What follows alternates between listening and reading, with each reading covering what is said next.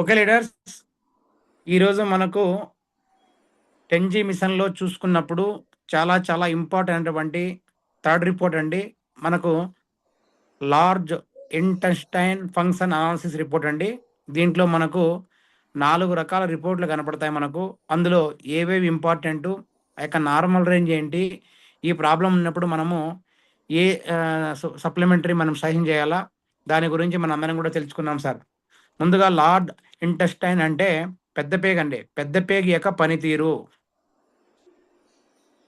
దీంట్లో మనకు first report చూసుకున్నప్పుడు లార్జ్ ఇంటెస్టైన్ పెరిస్టాటిస్ ఫంక్షన్ కోఎఫిషియంట్ అంటే పెద్ద పేగు పెరిస్టాటిల్ యొక్క గుణకం తెలియజేస్తుందండి. దీని యొక్క నార్మల్ రేంజ్ చూసుకున్నప్పుడు మనము 4.572 నుంచి 6.843 మధ్య ఉంటే నార్మల్గా మనము గుర్తించవచ్చు. అంటే ఎడమ చేతి పక్కన కనుక మనకి ఇంగ్రీడియంట్స్ మారాయంటే తగ్గినట్టు, కుడి చేతిపై ఇంగ్రీడియంట్స్ పెరిగాయంటే పెరిగినట్టు మనం అందరం కూడా గుర్తుపెట్టుకోవాలి. ఇది చాలా ఇంపార్టెంట్ రిపోర్ట్ సార్. లార్జ్ ఇంటెన్షన్లో first report important, star mark పెట్టుకోండి. ఇప్పుడు మనము పెద్ద పేగు చిన్న పేగుతో సమానమైన సెగ్మెంట్ మోషన్ మరియు పెరిస్టాటిల్ కలిగి ఉంటుంది సార్. దీంట్లో 2 రకాలు ఉంటాయి అనమాట. ఇది మనకు దాని యొక్క ఫ్రీక్వెన్సీ నెమ్మదిగా ఉంటుంది సార్. మనకు దీంట్లో మళ్ళీ బ్యాక్ వెళ్తున్నా, స్క్రీన్ షేర్ చేయండి, అట్లే ఉండండి సార్. పెద్ద పేగు మనము చాలా ఇంపార్టెంట్ సార్. నీటిని గ్రహించడానికి, నీటిని నిల్వ చేయడానికి దీని యొక్క విధి సార్. ఈ యొక్క పెద్ద పేగ అనేది, ఈ పెద్ద పేగ అనేది మనకు పెరిస్టాటిల్ వేగం చాలా నెమ్మదిగా ఉంటే తేమ శాతం అధిక శోషణ, మలబద్ధకానికి కారణమవుతుంది. దీని పనితీరు సరిగా లేకపోతే మలం ఫ్రీక్వెన్సీ తగ్గింపు, మలబరువు తగ్గింపు, పొడి మలము, మల విసర్జన శ్రమ అండి. ఇదండి మన అరుగుదల డైజెస్ట్కి సంబంధించినటువంటి రిపోర్ట్. ఇది చాలా ఎక్స్ట్రాడినరీ. మీరందరూ కూడా గుర్తుపెట్టుకోండి. ఈ యొక్క లార్డ్ ఇంటెస్టైన్ పెరిస్టాటిక్ కోఎఫిషియంట్లో ప్రాబ్లం ఉందంటే ఖచ్చితంగా వాళ్ళు కాన్స్టిపేషన్ ప్రాబ్లం అన్న ఉంటుంది, పెరాలసిస్ ఇది పైల్స్ ప్రాబ్లం అని ఉంటుంది. దీన్ని బట్టి మనం ఐడెంటిఫై చేసుకోవచ్చు. మీరు అందరూ అంటున్నారు సార్ పైల్స్కి మనం ఐడెంటిఫై అంటే దీన్ని బట్టి మనం తెలుసుకోవచ్చండి. ఇది చాలా చాలా ఇంపార్టెంట్. కాలం నోట్ చేసుకోండి. మలబద్ధకానికి సంబంధించినటువంటి అన్నీ కూడా ఈ రిపోర్ట్ ద్వారా మనకు తెలుస్తుంది పెద్ద పేగు గట్టు దగ్గర. ఓకేనా సార్? సెకండ్ రిపోర్ట్ జస్ట్ మనకు తెలుసుకోండి అంతే, ఇంపార్టెంట్ ఏం కాదు. కొలనిక్ అబ్స్కాప్షన్ కోఎఫిషియంట్, దీని యొక్క నార్మల్ రేంజ్ 2.94 నుంచి 3.85 మధ్య. ఇది పెద్ద శోషణ గుణకం మాత్రమే తెలియజేస్తుంది సార్. ఇదంత ఇంపార్టెంట్ ఏం కాదు మనకు, జస్ట్ మనం తెలుసుకోవాలంతే. థర్డ్ రిపోర్ట్ ఇంపార్టెంట్, రాసుకోండి. ఇంటెస్టినల్ బ్యాక్టీరియా కోఎఫిషియంట్, ఇది ఇంపార్టెంట్ సార్. Third one.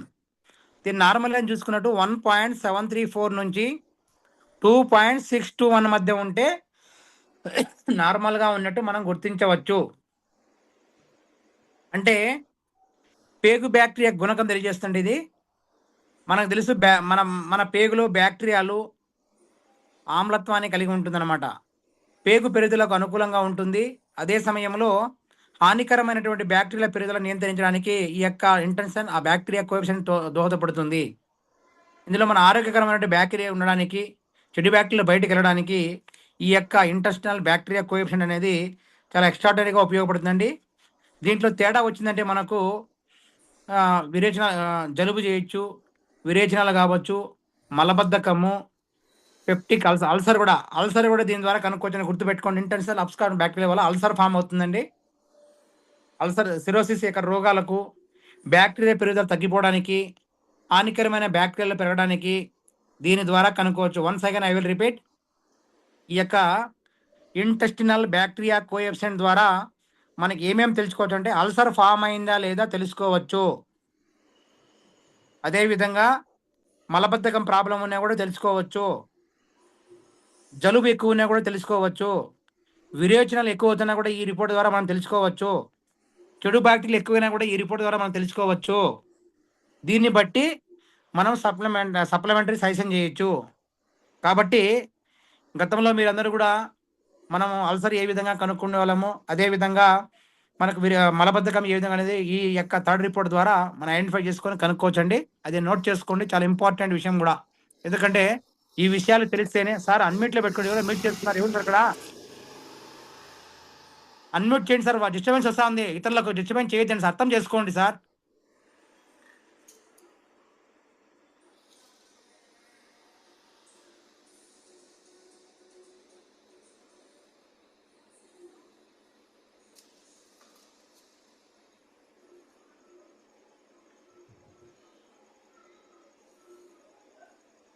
ఓకేనా సార్? సార్ వాయిస్ ఎవరిది రీసౌండ్ వస్తుంది, ఎవరిది సార్ మొబైల్లో? సార్ నా వాయిస్ వినపడుతుందా మీకు? వినిపిస్తుంది సార్. ఎవరు వాయిస్ రీసౌండ్ వస్తుంది సార్, రికార్డింగ్ ఇబ్బంది ఇది అవుతుంది. ఎవరు పక్కన?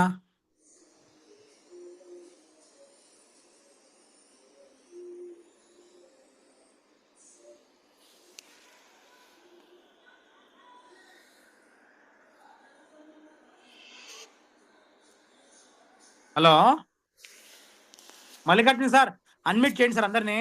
ఎవరిది ప్రాబ్లం అక్కడ? వాయిస్ రీసౌండ్ వస్తుంది సార్, లేకపోతే కట్ చేయండి జూమ్ మీటింగ్. లేదంటే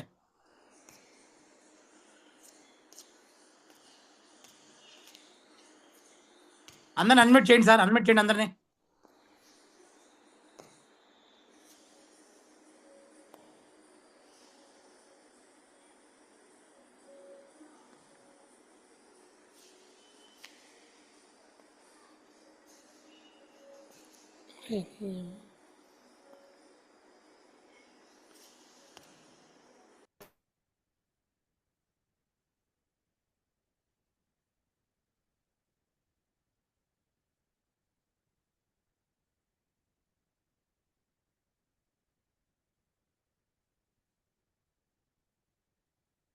హలో సార్, ఇప్పుడు క్లియర్గా ఉందా?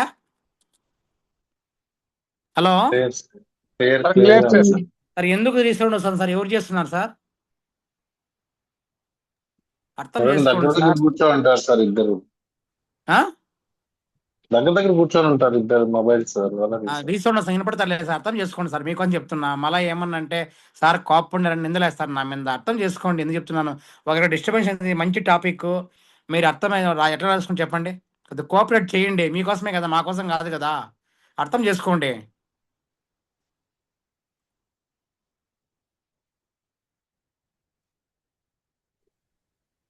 మల్లికార్జున సార్,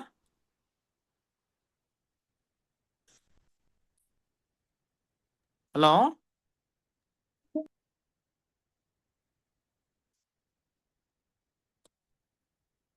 సార్, స్లైడ్ ఇప్పుడు మల్లికార్జున సార్ స్లైడ్ ప్రజెంట్ చేయండి, స్క్రీన్ సార్ చేయండి సార్. స్లైడ్ మల్లికార్జున సార్ మీకు ఇచ్చాను సార్. ఇది చాలా చాలా ఇంపార్టెంట్ అనే విషయం, ఈ టాపిక్. ఈ థర్డ్ వన్ అనేది దీని ద్వారా మనకు వచ్చిందే అల్సర్ ఫామ్ అయినా, అదేవిధంగా జలుబు కావచ్చు, విరేచనాలు కావచ్చు, మలబద్ధకం కావచ్చు, చెడు బ్యాక్టీరియలు ఎక్కువైనా కూడా దీని ద్వారా మనం కనుక్కోవచ్చు. దీన్ని బట్టి మనం చేసుకో, ఎక్కువ ఉందా తక్కువ ఉందా అని దాన్ని బట్టి మనం ఇవ్వచ్చు సార్. లాస్ట్ వన్ జస్ట్ అవసరం లేదు సార్, జస్ట్ వినండి అంతే.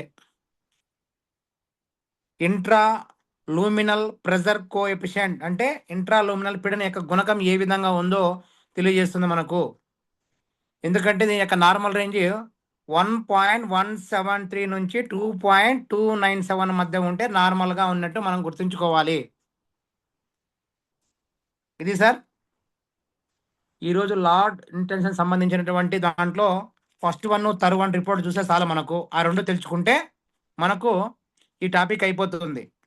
దీంట్లో ఫస్ట్ వన్ కానీ థర్డ్ వన్ కానీ మీకు ఏమన్నా ప్రాబ్లం ఉన్నప్పుడు ఇవ్వాల్సిన ప్రధానమైనటువంటి ఫస్ట్ వన్ థర్డ్ వన్లో ఉన్నప్పుడు మనకు ప్రధానంగా ఇవ్వాల్సినటువంటి మెడిసిన్ పరంగా చూసుకుంటే రాసుకోండి సార్. అల్లోవెరా జ్యూస్,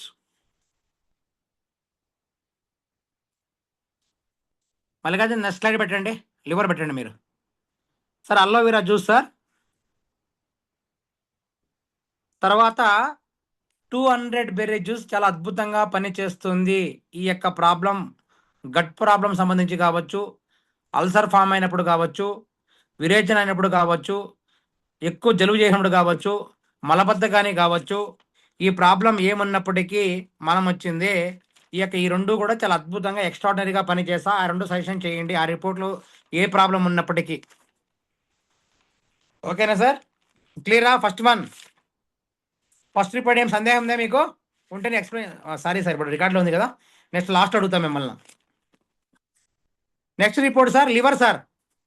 లివర్ కాలేయం లివర్ ఫంక్షన్ సార్, ఇది చాలా చాలా ఇంపార్టెంట్ మనందరికీ కూడా. ఈ లివర్ ఫంక్షన్ పరంగా చూసుకున్నప్పుడు మనము దీంట్లో కాలేయం యొక్క పనితీరు అనేది 5 రకాల టెస్టుల ద్వారా మనం కనుక్కోవచ్చు సార్. మీ అందరికీ కూడా తెలుసు కాలేయం యొక్క విధులు, పనితీరు అంటే ఆల్రెడీ మనల్ని చెప్తారు, మళ్ళీ నేను ఒకసారి బ్రీఫ్గా చెప్తాను. ఈ యొక్క కాలేయం విధులు ఏ విధంగా ఉంటాయంటే, మన బాడీకి కావాల్సినటువంటి విటమిన్లు కావచ్చు, ఖనిజాలు కావచ్చు, చెక్కి నిల్వ చేయడం ద్వారా ఇది పోషకాల కొరత నివారించడానికి, శరీరానికి అవసరమైనటువంటి ప్రోటీన్లు ఉత్పత్తి చేయడానికి, మన కొవ్వును జీర్ణం చేయడానికి కావాల్సినటువంటి విటమిన్లు ఏ, డి, ఈ, కే గ్రహించడానికి, పిత్తాన్ని ఉత్పత్తి చేయడానికి కాలేయం యొక్క ముఖ్యమైన విధి, రక్తం గడ్డకట్టడానికి, నియంత్రించి చాలా పదార్థాలు ఉత్పత్తి చేయడానికి, రక్తం నుంచి బ్యాక్టీరియా తొలగించడం ద్వారా శరీరం యొక్క ఇన్ఫెక్షన్స్ అవ్వడానికి సహాయపడుతుంది. అవసరమైనప్పుడు శక్తిని ఉత్పత్తి చేయడానికి, ఆహారం నుండి పోషకాల జీవనక్రియలు విచ్ఛిన్నం చేయడానికి, కొన్ని మందుల యొక్క విషపూరితమైన ఉపోత్పత్తులను తొలగించడానికి ఈ యొక్క లివర్ ఫంక్షన్ అనేది కాలేయం అనేది చాలా అద్భుతంగా పనిచేస్తుంది. ఇందులో ఫస్ట్ వన్ చాలా చాలా ఇంపార్టెంట్ మనకు ప్రోటీన్ మెటబాలిజం. ప్రోటీన్ల జీవక్రియ సార్. నార్మల్ అని చూసుకున్నప్పుడు 116.34 నుంచి 220.62 మధ్య ఉంటే నార్మల్గా ఉన్నట్టు ఈ ప్రోటీన్ మెటబాలిజం, ప్రోటీన్ జీవక్రియ. ఆహారంలో ప్రోటీన్లు జీర్ణమై జీర్ణ వ్యవస్థ ద్వారా గ్రహించబడతాయి సార్ ఇవి. తర్వాత కాలేయంలో మార్పిడి, పునర్వ్యవస్థీకరణ కోసం పంపబడుతుంది. శరీర అవసరాలకు అనుగుణంగా, కణాల అవసరాలకు అనుగుణంగా వివిధ రకాల ప్రోటీన్లు తయారు చేయడానికి, వివిధ రకాలైనటువంటి అమైనో ఆమ్లాలు తయారు చేయడానికి ఈ జీవక్రియ అనేది చాలా మనకు దోహదపడుతుంది. మన బాడీకి కావాల్సిన అదనంగా కాలేయం పనికిరానటువంటి ప్రోటీన్లు అమైనో ఆమ్లాలుగా కుళ్ళిపోతున్నాయి. ఆ పైన అమైనో ఆమ్లాలు యూరియాగా మార్చబడుతున్నాయి. ఇవి మూత్రపిండాల్లో ప్రేగు మార్గం ద్వారా విసర్జించబడతాయి సార్ ఇవి. ఈ యొక్క ప్రోటీన్ మెటబాలిజం అనేది ఖచ్చితంగా చాలా బాగుంటేనే మనకు లివర్ అనేది బాగా పనిచేసినట్టు, జీర్ణ వ్యవస్థ సరిగా పనిచేసినట్టు మనం అందరం కూడా గుర్తుంచుకోవాలి. కాబట్టి ఈ రిపోర్ట్ మనకు ఇంపార్టెంట్. నార్మల్ రేంజ్ చూసుకోండి, 116.34 నుంచి 120.62 మధ్య నార్మల్గా ఉన్నట్టు, తక్కువ ఉండకూడదు, ఎక్కువగా ఉండకూడదు. Next sir, second one important. ఇంకా జస్ట్ వినండి. ఎనర్జీ ప్రొడక్షన్ ఫంక్షన్ 0.713 నుంచి 0.992 మధ్య. శక్తి ఉత్పత్తి ఫంక్షన్ అనేది కార్బోహైడ్రేట్లు జీర్ణమైన తర్వాత కాలేయ కణాల అవసరాలకు శక్తి ఉత్పత్తి చేయడానికి, పొడి చక్కెర జీవక్రియ నిర్వహించడానికి, పొడి చక్కెరను గ్లైకోజన్గా మార్చడానికి, కొవ్వు పదార్థాలు జీర్ణమైన తర్వాత కాలేయ కొవ్వును శక్తిగా మారడానికి ఈ యొక్క ఎనర్జీ ప్రొడక్షన్ అనేది ఉత్పత్తి అవుతుంది. జస్ట్ ఇది మనకు తెలుసుకునే సార్, అవసరం లేదు, ఇంపార్టెంట్ ఏం కాదు. Next one, third report sir, detoxification function. ఇది కూడా మనం తెలుసుకుంటే చాలు. 0.202 నుంచి 0.991 మధ్య ఉంటే నార్మల్గా ఉన్నట్టు మనం గుర్తించవచ్చు. నిర్విషీకరణ ఫంక్షన్ అంటారు దీని తెలుగులో. ఆహార జీర్ణక్రియ ప్రక్రియ మరియు జీవక్రియ ప్రక్రియలో కొన్ని విషాలను ఉత్పత్తి చేస్తుంది. అదేవిధంగా కాలేయంలో నిర్విషీకరణ ఎంజైమ్లను, ప్రమాదకరమైన పదార్థాలు కుళ్ళిపోవడానికి నిర్విషీకరణ నిర్వహిస్తాయి.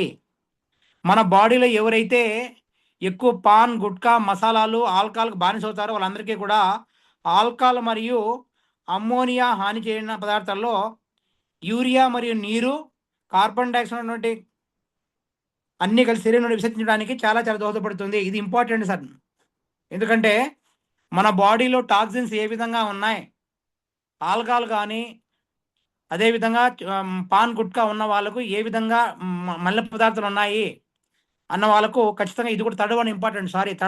నోట్ చేసుకోండి. 0.202 నుంచి 0.9 అని అవుతుంది సార్. థర్డ్ వన్ నోట్ చేసుకున్నారు సార్? చేసుకున్నాం sir. Okay sir. Fourth one important, bile secretion infection function. Bile secretion function normal 0.432 నుంచి 0.826 మధ్య ఉంటే నార్మల్గా ఉన్నట్టు గుర్తించవద్దు. ఇది ఇంపార్టెంట్, మనం అందరం కూడా తెలుసుకోవాలి ఈ రిపోర్ట్ను. పిత్తస్రావ ఫంక్షన్ సార్ అంటారు దీన్ని తెలుగులో. కాలేయంలో జీవక్రియ యొక్క తుది ఉత్పత్తి పిత్తం సార్. ఇది కొవ్వు జీర్ణక్రియలో పాత్ర పోషించడానికి, శరీర కొవ్వులో కరిగే విటమిన్లు ఏడిఈకే, ఏడిఈ మరియు కే గ్రహించడానికి ప్రోత్సహిస్తుంది. అధిక పిత్త స్టాండ్ బై కోసం పిత్తాశయంలో పంపబడుతుంది. అసలు బైల్ సెక్రేషన్లో ప్రాబ్లం ఉంది అంటే ఈ రిపోర్ట్ ద్వారా మనం వచ్చిందే తెలుసుకోవచ్చు. ఇది చాలా ఇంపార్టెంట్ మనకు. ఓకేనా? నెక్స్ట్ లాస్ట్ రిపోర్ట్ కూడా ఇంపార్టెంటే. Liver fatty content normal range పరంగా చూసుకున్నప్పుడు 0.097 నుంచి 0.419 మధ్య ఉంటే నార్మల్గా ఉన్నట్టు. అంటే మనకు లివర్ ఫ్యాట్ కంటెంట్ ఎంత ఉందని తెలుసుకోవచ్చు దీని ద్వారా. లివర్ కొవ్వు శాతం తడి బరువులో 5% కంటే ఎక్కువగా ఉంటే, లేదా లివర్ బయాప్సీలో యూనిట్ ఏరియాలో 1/3 కంటే ఎక్కువగా ఉంటే, లివర్ కణాలలో మైక్రోస్కోప్ కింద లిపిడ్ బిందువులు ఉండే లివర్ను ఫ్యాటీ లివర్ అంటారు. ఈ ఫ్యాటీ లివర్కు మరొక పేరు లివర్ ఫ్యాటీ డీజనరేషన్ అని కూడా అంటారు. ఇప్పుడు మనము ఫ్యాటీ లివరు అంటే మనము ఉభయకాయం ఫ్యాటీ లివరు, ఆల్కాలిక్ ఫ్యాటీ లివరు, డయాబెటిక్ ఫ్యాటీ లివర్గా విభజించారు.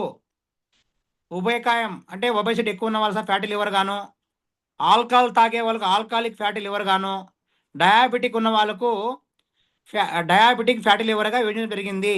ఇప్పుడు మనము ఫ్యాటీ లివర్కు 3 సాధారణమైన కారణాలు ఉన్నాయి సార్ పెరగడానికి. పోషకాహార రుగ్మత వల్ల fatty liver, drug Indus fatty liver, acute fatty liver of pregnancy. ఈ 3 రకాల కారణాల వల్ల ఫ్యాటీ లివర్ ఉంటుంది సార్. ఈ ఫ్యాటీ లివర్ ఉన్న వారి లక్షణాలు ఏ విధంగా ఉంటాయంటే, తేలికపాటి ఫ్యాటీ లివర్ ఉన్న వ్యక్తి ఎటువంటి అసౌకర్యంగా ఉండడు. మితమైన మరియు తీవ్రమైనటువంటి ఫ్యాటీ లివర్ ఉన్న రోగులకు ఆకలి లేకపోవడం, అలసటగా ఉండడం, వికారము, వాంతులు, పొత్తి కడుపులో వ్యాకోచం, విరేచనాలు, కాలేయ నొప్పి, ఎడమ భుజము మరియు వెన్ను నొప్పి, వాపు మరియు ఇతర లక్షణాలు ఉండొచ్చు. ఫ్యాటీ లివర్ లక్షణాలు సార్ ఇవన్నీ కూడా.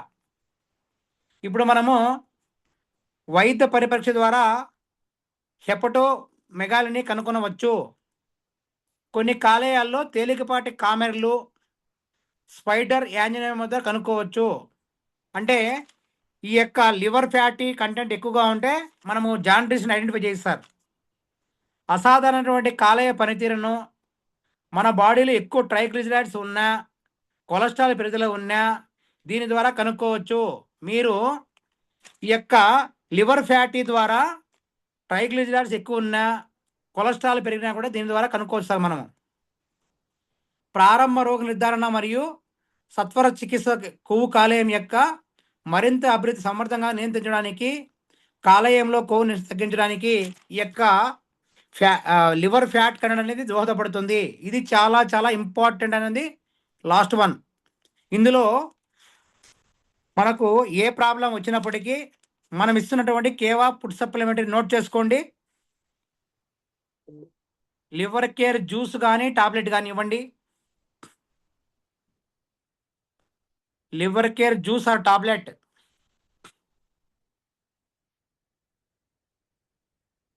మిల్క్ 3 cell డ్రాప్స్ ఇవ్వండి.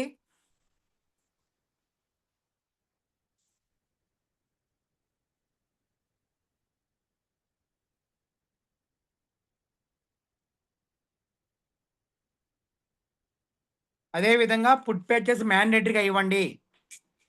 దీంతో పాటు వాళ్ళు ఎక్స్ట్రా మేము పెట్టుకుంటాము, మా దగ్గర డబ్బులు ఉందంటే ట్రిపుల్ స్టెమ్ సెల్ డ్రాప్స్ మాత్రమే సజెషన్ చేయండి. ఈ ప్రాబ్లం లివర్ ప్రాబ్లం ఉన్న వాళ్ళకు ఇవ్వాలి సార్ మనము. ట్రిపుల్ స్టెమ్ సెల్ డ్రాప్స్ ఇవ్వచ్చు, ఒక లేదంటే సిల్వర్ ప్లస్ కూడా యాడ్ చేయొచ్చు సార్ దీనికి, లివర్ ప్రాబ్లం ఉన్న వాళ్ళకు. ఓకేనా సార్? నెక్స్ట్ రిపోర్ట్ చేయండి sir Mallikarjuna sir. Sir last report ఈరోజు మనం 10G మిషన్లో 5th రిపోర్ట్ ఇది. Gall bladder function. ఈ యొక్క గాల్ బ్లాడర్ ఫంక్షన్లో 5 రకాల రిపోర్ట్లు ఉన్నాయి. 1 2 3 4 5 5 రకాల రిపోర్ట్లు ఉంటాయి సార్. ఇందులో ఫస్ట్ వన్ ఇంపార్టెంట్, నోట్ చేసుకోండి. సిర్రం గ్లోబలిన్. దీని యొక్క నార్మల్ రేంజ్ వచ్చింది 126 నుంచి 159 మధ్య ఉంటే నార్మల్గా ఉన్నట్టు మనం గుర్తించవచ్చు. ఇది మనము సిరం గ్లోబలిన్ శరీరం యొక్క రోగనిరోధక hyper activity, liver cirrhosis, hepatitis, కాలేయ సంబంధించినటువంటి విషబ్ద వ్యాధి, హైపోక్రానికల్ నొప్పి, కాలేయ మరియు పిత్తాశయంలో తేమ, వేడి రకము, హైపోకార్డియానిక్ నొప్పి కనిపిస్తుంది. దీని ద్వారా మనకు మందు ఎక్కువ తాగే వాళ్లకు, అదేవిధంగా ఇమ్యూనిటీ పవర్ తక్కువగా ఉన్న వాళ్ళు ఐడెంటిఫై చేయొచ్చు, హైపటైటిస్ బాధపడే వాళ్ళు ఐడెంటిఫై చేయొచ్చు. ఈ 3 ప్రాబ్లానికి సిర్రం గ్లోబల్ అయినటువంటి రిపోర్ట్ ద్వారా మనం ఐడెంటిఫై చేస్తారు. నోట్ చేసుకోండి, important. First one sir, note చేసుకుంటున్నారా? సార్ చేసుకుంటాం sir. Okay, next sir second one. Just వినండి, ఇది ఇంపార్టెంట్ ఏం కాదు. టోటల్ బిలిరుబిన్, మొత్తం బిలిరుబిన్ సార్ దీంట్లో నార్మల్గా వచ్చిన 0.23 నుంచి 0.342 మధ్య అంటే నార్మల్గా ఉన్నట్టు మనం గుర్తించవచ్చు. సారీ, 0.33 నుంచి 0.686 సార్. సిర్రం మొత్తం బిలిరుబిన్ పెరిగితే హెమోలిటిక్ కామెర్లు, టోటల్ గ్లూబరిన్ 30 రకం కామెర్లు ఇవన్నీ కనపడతాయి. దీని ద్వారా సిరం మొత్తం బిలిరుబిన్ తగ్గితే తక్కువ ఇమ్యూనిటీ పవర్ శక్తి ఉన్నట్టు, కాలేయంలో మనకు పిత్తాశయంలో రాళ్ళు కావచ్చు, పిత్తాశయ వ్యాధులు కావచ్చు, టోటల్ బిలిరుబిన్లో మనకు ఇది నోట్ చేసుకోండి, ఇంపార్టెంట్ ఇది కూడా. ఎందుకంటే కిడ్నీలో స్టోన్ ఉంది, దీని ద్వారా మనం ఐడెంటిఫై చేయొచ్చు. ఓకేనా? సెకండ్ వన్ కూడా ఇంపార్టెంట్ సార్. మనం దీన్ని ఎందుకంటే దీని ద్వారా మనం ఐడెంటిఫై చేయాలి, నోట్ చేసుకునేది కూడా. టోటల్ బిలిరుబిన్ ద్వారా మనము దీన్ని ఐడెంటిఫై చేసుకోవచ్చు.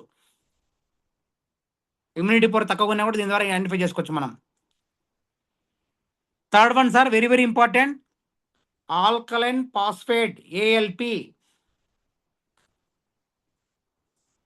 దీన్ని నార్మల్ అని చూసుకున్నప్పుడు 0.082 నుంచి 0.342.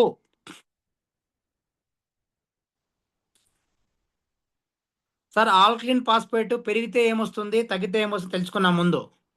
ఈ యొక్క ఆల్కలిన్ ఫాస్ఫేట్ అనేది పెరిగితే ఇంట్రా హెపటాటిక్ మరియు ఎక్స్ట్రా హెపటాటిక్ ఆబ్స్ట్రక్టివ్ కామెర్లు, తేలికపాటి లేదా మితమైనటువంటి హెపటైటిస్, కాలేయము మరియు పిత్తాశయం తేమ వేడిపైన హైపోకార్డియానిక్ నొప్పి, తడి పొడువు వేడి రకంలో కామెర్లు మొదలైన వాటిలో కనిపిస్తాయి ఈ యొక్క ఆల్కలైన్ ఫాస్ఫేట్లో పెరిగితే. అదేవిధంగా ఆల్కలైన్ ఫాస్ఫేట్ తగ్గితే ఏమవుతుందంటే తేలికపాటి హైపటైటిస్లో దాచిన ప్రమాదం, ఉప ఆరోగ్య స్థితి, తక్కువ రోగ ఇమ్యూనిటీ పవర్ శక్తిని కనిపిస్తుంది ఈ యొక్క ఆల్కలైన్ ఫాస్ఫేట్ తగ్గితే.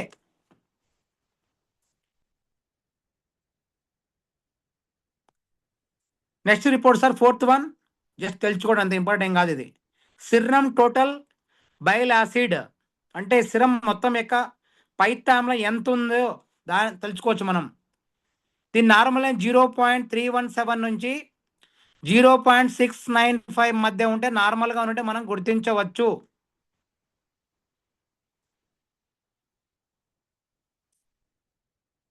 సిరం మొత్తం పైతామ్లం తగ్గితే కాలేయము మరియు పిత్తాశయ వ్యాధులు ఉప ఆరోగ్య స్థితి యొక్క వ్యాధులు కనిపిస్తాయి సార్ మనకు. అదేవిధంగా సిరం మొత్తం యొక్క పైతామ్లం పెరిగితే మనకు హెపటైటిస్ కావచ్చు, పిత్తాశయము, కాలేయ సంబంధించిన వ్యాధులు కనపడతాయి.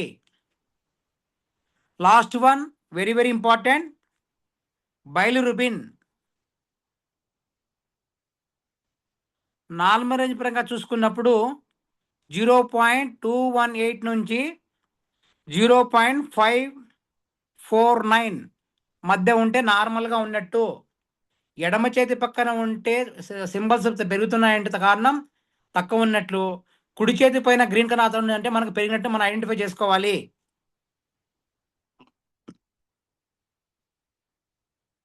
బిలిరుబిన్ పెరిగితే అబ్జాక్టివ్ కామెర్లు, లివర్ కామెర్లు, టోటల్ గ్లోబులిన్, హెపటైటిస్ కామెర్లు, జాండ్రీస్ దీని ద్వారా ఐడెంటిఫై చేస్తాం మనం. బిలిరుబిన్ తగ్గితే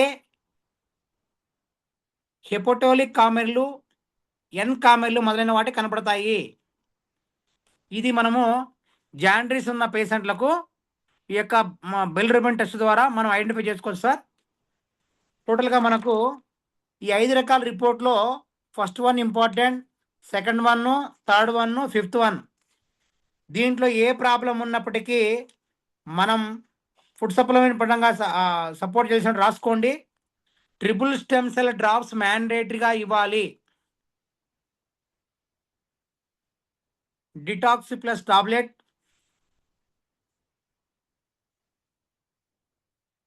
milk 3 cell drops, liver health juice, ఇవి మ్యాండేటరీ. ఓకే అండి, thank you sir. Record cut చేయమని కానీ sir.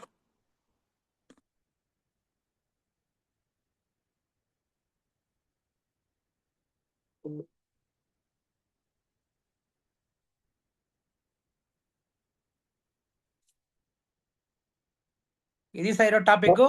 Last one sir milk టీషర్ట్ డ్రాప్ తర్వాత సార్ రికార్డ్ ఉంది, మళ్ళీ చెప్తానండి. రికార్డ్ కట్ చేసి మీకు అన్ని మళ్ళీ రిప్రజెంట్ చేస్తాను సార్. రికార్డ్ కట్ చేయండి సార్, మళ్ళీ కానీ సార్.